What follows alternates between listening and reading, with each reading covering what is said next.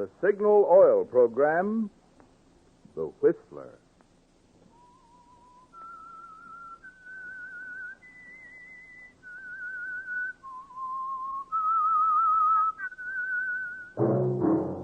That whistle is your signal for the Signal Oil program, The Whistler.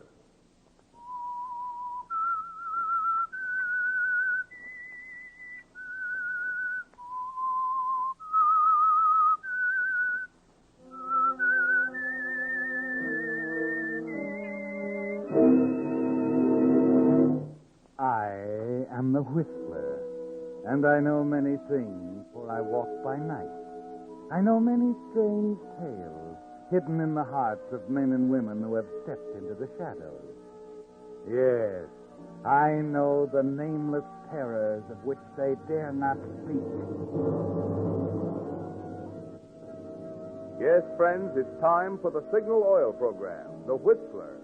Rated by independent research, the most popular West Coast program. In gasoline, you know, it takes extra quality to go farther. And Signal is the famous Go Farther gasoline. So look for the Signal circle sign in yellow and black that identifies Signal service stations from Canada to Mexico. And now the Whistler's strange story. The Choice.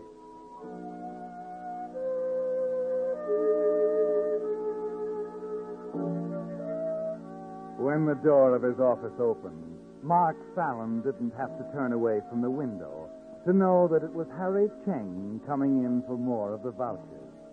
It had happened so often during the past 5 weeks that the sound of Cheng's shuffling walk was sandpaper on Mark's nerves.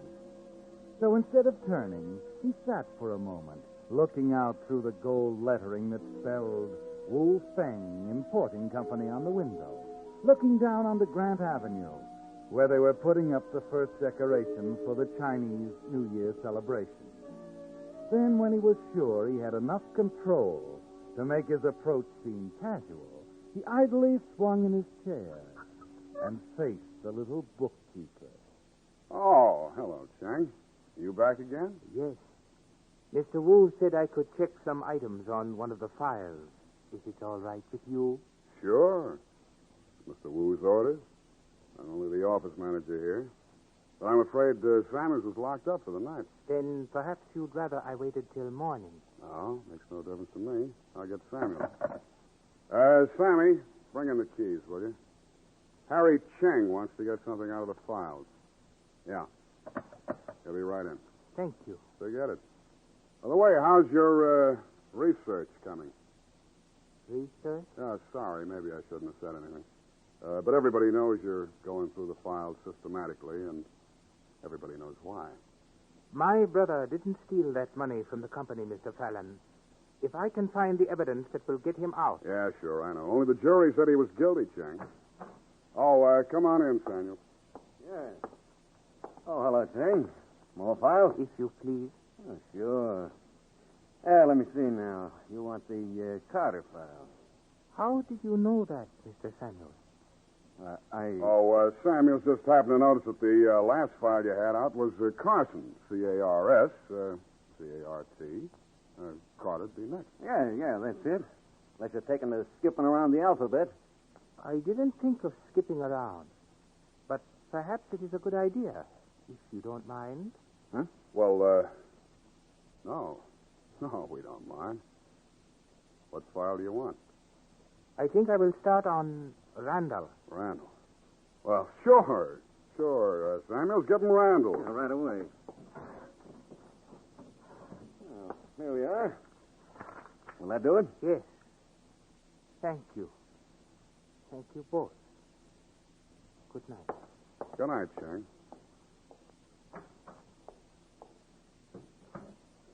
Sap, you stupid. What did you have to do that for? So what? What did I do? Why did you have to suggest that he start skipping around? So what? He took Randall, didn't he? The law of averages will take care of it. Sure. And the same law's liable to make him put his hands in that phony McAllister file any day. You may want to change places with Harry Cheng's brother in prison, but I don't. Mark, you're making something out of nothing. Tell you I fixed those books so they'll never spot anything. They got by the trial investigation, didn't they? Yeah, but they won't get by Harry Cheng. I'll give you odds on that. Forget the odds. On this deal, nothing will do but a sure thing. Okay, but there's no place to talk about it. Somebody's liable to walk in. Maybe tonight we should... Yeah, tonight. We talk tonight. If we don't want to wind up with a number for a name, we better talk fast.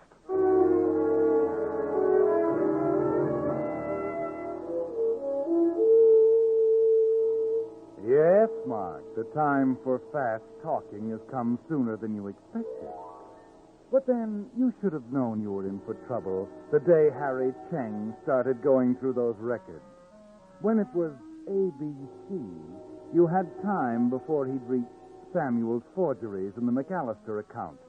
But now it's almost as if you could feel his fingers around your throat already. And something else you've noticed. Samuel's is calm about it. Almost too calm.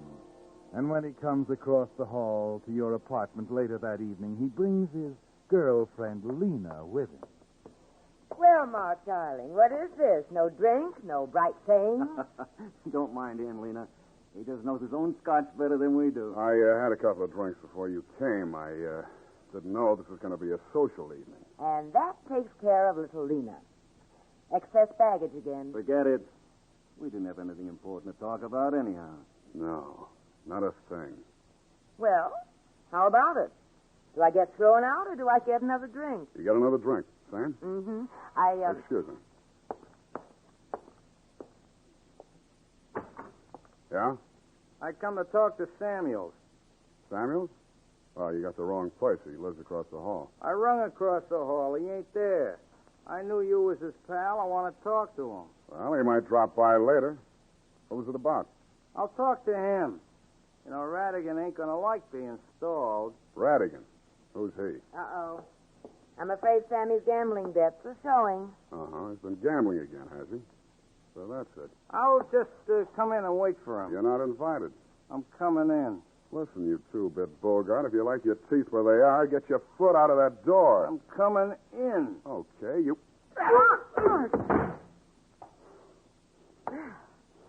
Mark, darling. The things I didn't know about you till Oh, now. forget it. Don't you know? I don't want to forget it, Mark. Mark, what is this? What happened? This is it, Samuels. This is too much. Now we got petty mobsters hanging around. Okay, how much did you lose this time? 6,000.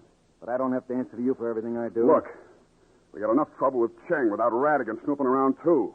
You're going to pay off that debt if it takes every cent you got. But suppose he hasn't got any more. Then he'll get it, and get it quick. This is all very funny, standing around listening to you tell me what I'm going to do, Mark. Yeah? But there's something I've been meaning to tell you.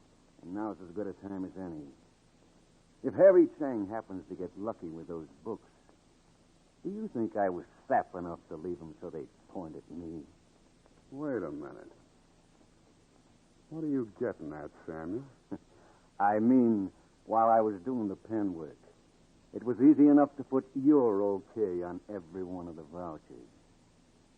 And until I decide otherwise, I think you and I better go right on being the very best of friends.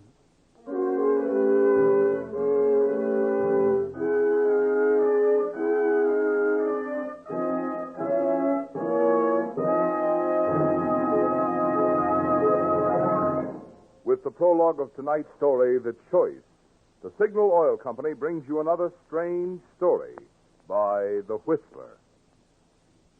Now, in place of the message about Signal gasoline usually heard at this time on The Whistler, Signal Oil Company has asked me to devote this time tonight to something mighty close to your heart and your home.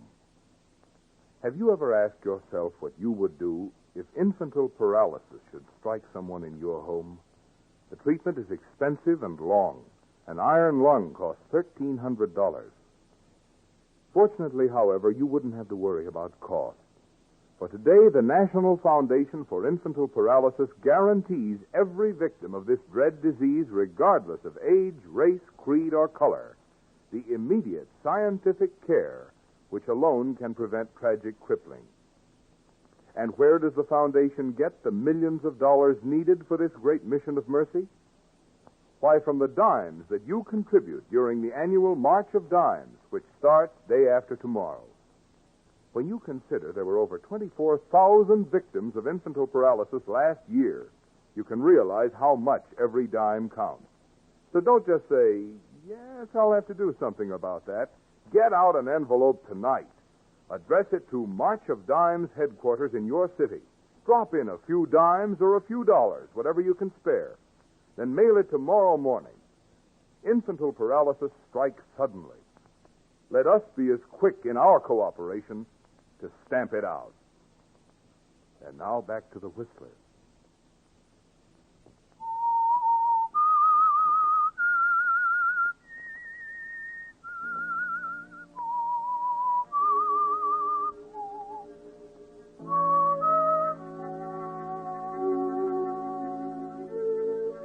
Well, Mark, there it is. The phony McAllister account, the trial, Harry Cheng's game of ABCs, your friend Samuel's happy-go-lucky ways, and your name on every one of the forged vouchers. Yes, you can add it all up, but it's one account you'll have trouble balancing. But at least you're sure of one thing. You've got to see that Harry Cheng never gets to the M file. And you've got to watch Samuels at the same time. That means you'll need help. And an hour after Lena and Samuels have gone, you've made a date for yourself. Well, here's looking at you, Lena. And do you like what you see? I'm not throwing any rocks, am I? You've been known to. By the way, Lena, you made a remark tonight about Samuel's not being able to pay off that debt to Radigan. Oh. So we're not going to talk business, eh? I'm sorry. Skip it if you want to. I was just curious.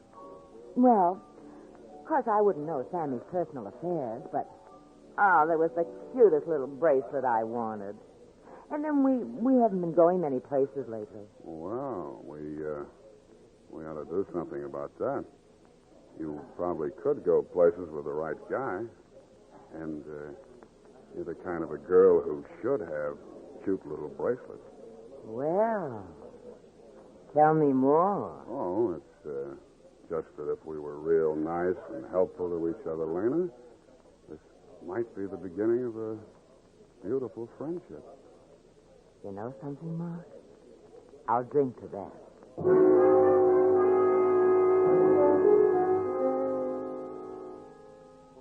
You were right, Mark.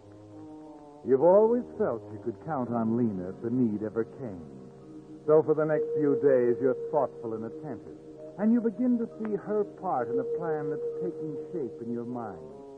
But then something happens, suddenly, that makes you glad you were prepared.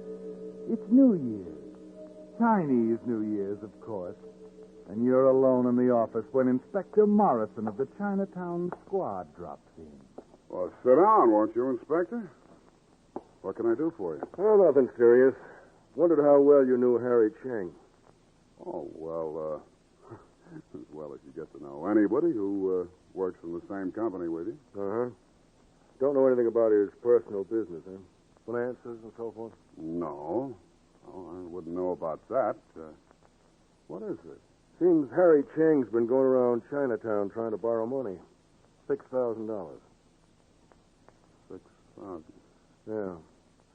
Mean anything to you? No. No, Inspector. It doesn't mean a thing.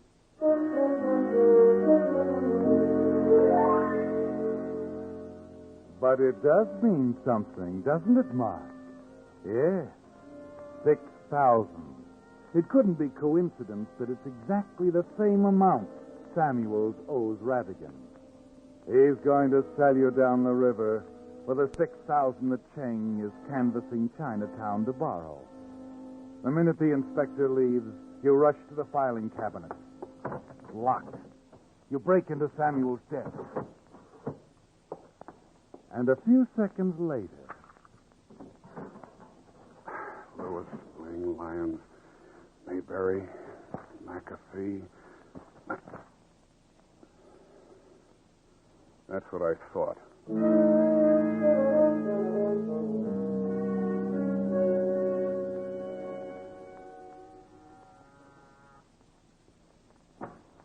Oh, Mark. Thought you were down at the office. Come in. All right, Samuels. Hand it over. What are you talking about? And what? A file. What do you say? What Wait a minute, file? Mark. It's gone? Stop stalling.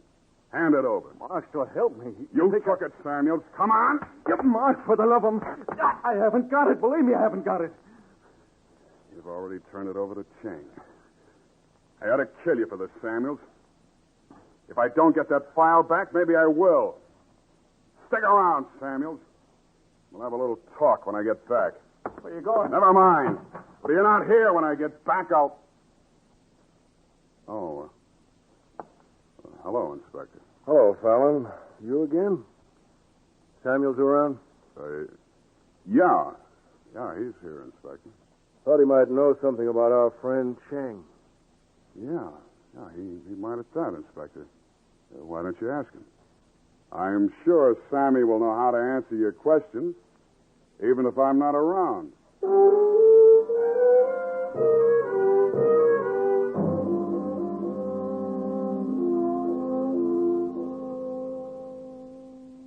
This is a surprise, Mr. Fallon.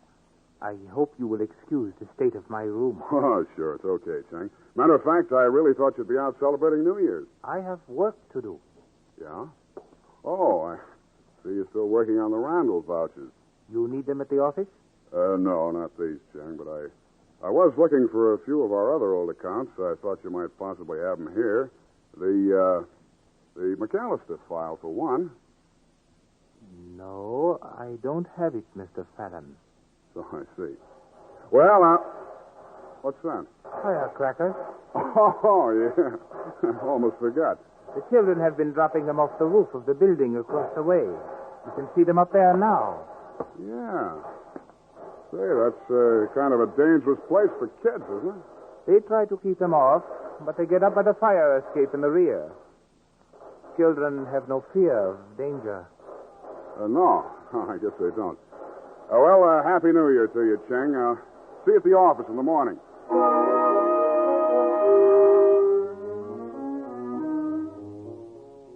Will you see Cheng at the office in the morning, Mark? You didn't find the McAllister vouchers, but you found something else as you stood staring at the roof across the way, the sharp noise of the firecrackers popping in your ear. The plan isn't hazy in your mind anymore, is it?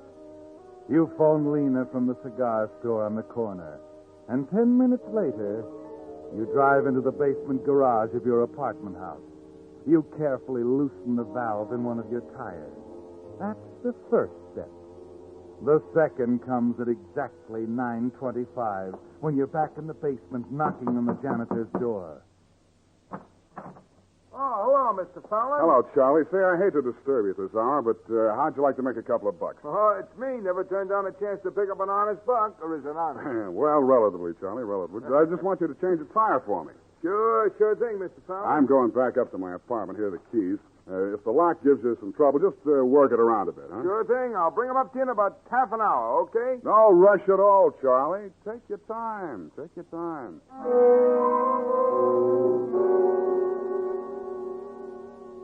Yes, by all means. Take your time. You're counting on that, aren't you, Mark? About 20 minutes of Charlie's time. 20 minutes in the garage and away from his apartment. You watch him as he disappears down the corridor. And then you slip through his apartment and out into the court behind the building. You glance at your watch. Exactly 9:30. And Lena picks you up right on schedule. Good girl, Lena. You bring the gun? Yes. All right. Slide over. I'll be in the driver's seat.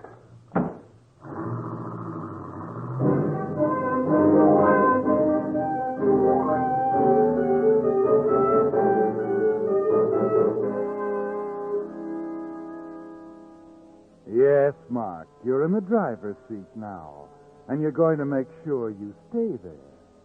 You head up California Street over the hill and down toward Chinatown. Then, while Lena waits in the car, you thread your way through the crowds on Grant Avenue, more conscious of the cold steel in your pocket than you are of the dancing dragon and the firecrackers and the confetti. You have no trouble locating the fire escape leading to the roof across from Cheng. Then you're looking across the gun sight, across the 30 yards that separate you from the figure bent over the books at the desk. Your grip is steady, and you squeeze the trigger slowly, slowly.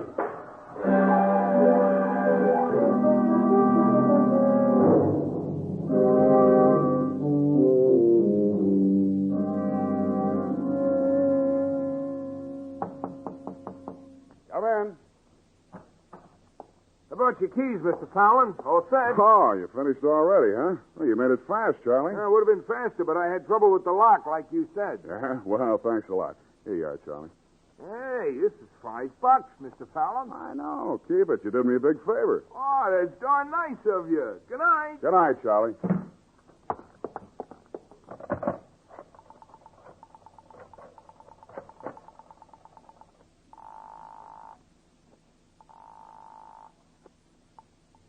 Hello? Lena, Yeah. we're in, baby. You just brought back the keys. I didn't go out through the lobby. I didn't go out through the garage. In fact, I didn't go out at all. We're completely in the clear.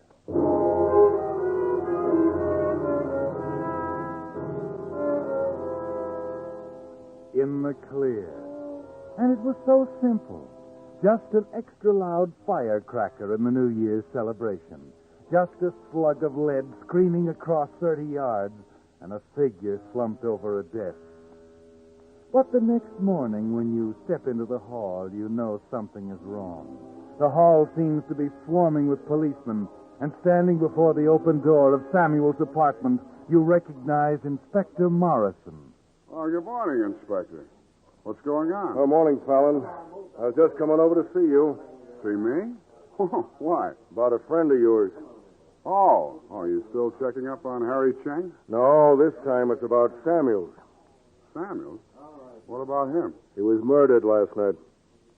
What? What did you say? He's dead, Fallon. I thought you might want to come down to headquarters and talk about it a little while. Well, look, I don't know anything about it. You were a pal of his, Fallon. You could give us some idea who might have reason to get him. Wait a minute. Radigan. Who? Sure, Inspector. I might be able to tell you who had reason to get him. Shall we go down to headquarters now?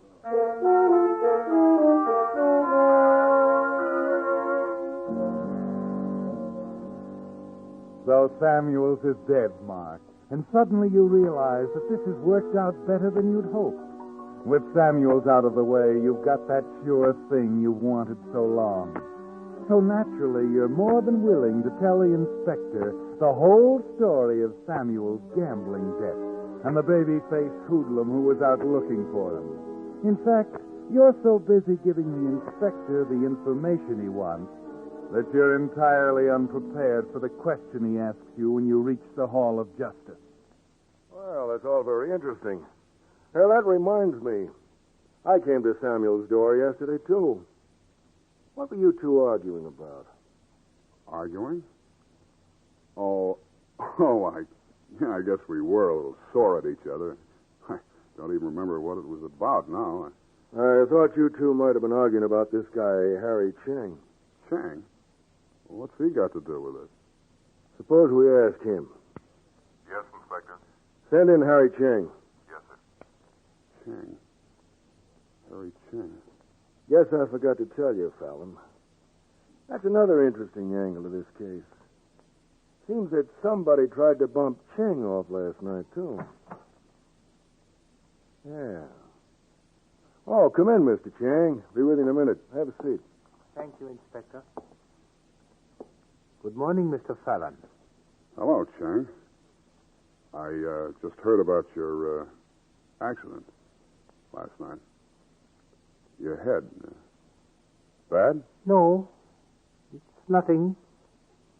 Anyhow, as I was saying, Fallon, seems that last night between 9:30 and 10 o'clock, at the same time Samuels was murdered, somebody tried to kill Mr. Cheng.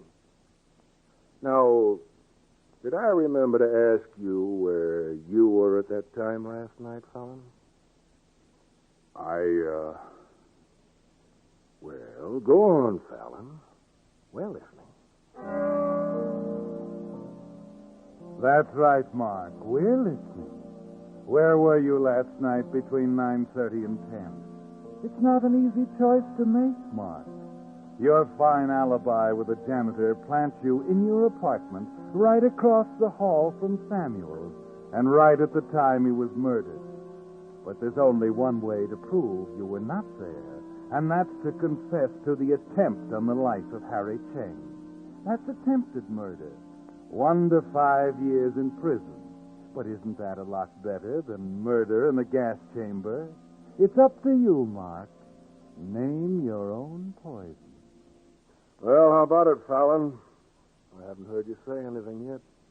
I was out last night. I see. Out. That's not an awfully good start, Fallon. We already checked your apartment house. You didn't leave it all night. Use your head, Inspector. Samuels was my friend. You're not going to sew me up for his murder. I was outside that door for a long time yesterday afternoon, Fallon. I couldn't catch it all, but it seems somebody was going to kill somebody. All right, so maybe I did threaten him. But I tell you, I was out of the apartment when he was killed, and I can prove it. I can show you how I sneaked out of the building without being seen. And I can produce a witness to testify that I was out of the building. Sneaked out, Fallon?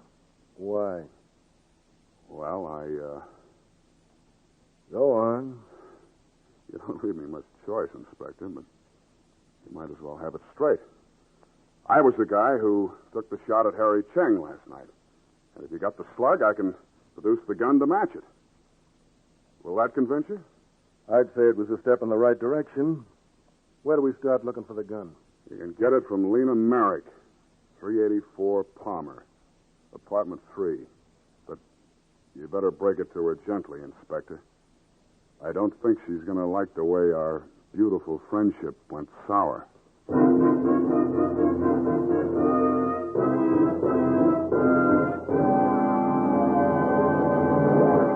The Whistler will return in just a moment with a strange ending to tonight's story. Has your car been acting different lately? Well, it has if you're a Signal customer, because Signal gasoline is now better, much better than even a few weeks ago.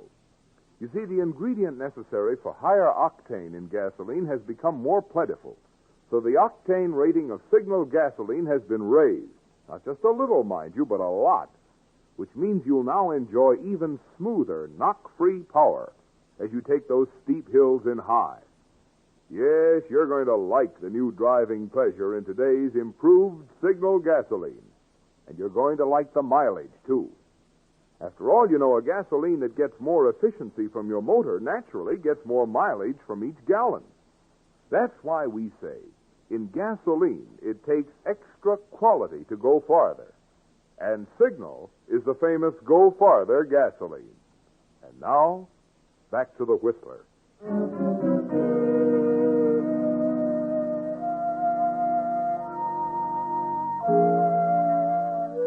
Well, Mark, the books are in balance at last. There was really only one choice you could make, wasn't there? Too bad to tear down that beautiful alibi of yours. But it's going to keep you out of the gas chamber. Of course, you wonder if it might have been better just to let Harry Cheng go on with his game of ABC. But it's too late to worry about it. All you can do is dictate your confession to the police stenographer and wait for the inspector to get back from Lena's with the evidence. Come on in, Chang. We'll need you, too. Well, Inspector, was I right? Did you get the gun? Yeah, we got it. And we stopped by Chang's place to pick up some files he had. I think they're going to help clear up a lot of things. I get it. Should have expected that, I suppose. You going to pin that on me, too? That's right. Not that it's going to make any difference. Well, at least I convinced you I wasn't at the apartment, so I couldn't have killed Samuels. Who said Samuels was killed in his apartment, Fallon? What? You see, he went over to Chang's last night to deliver some important files.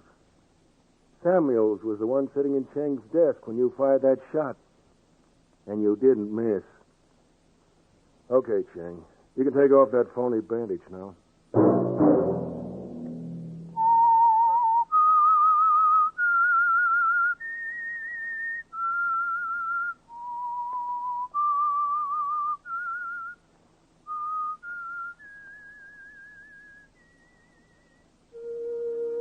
Let that whistle be your signal for the Signal Oil program, The Whistler, each Monday at 9. Brought to you by the Signal Oil Company, marketers of Signal gasoline and motor oil and fine quality automotive accessories. Signal has asked me to remind you, to get the most driving pleasure, drive at sensible speeds, be courteous, and obey traffic regulations. It may save a life, possibly your own. Featured in tonight's story were Howard Duff and Jack Petruzzi. The Whistler was produced by George W. Allen with story by Adrian Jondeau, music by Wilbur Hatch, and was transmitted to our troops overseas by the Armed Forces Radio Service. This is Marvin Miller speaking for the Signal Oil Company. This is CBS, the Columbia Broadcasting System.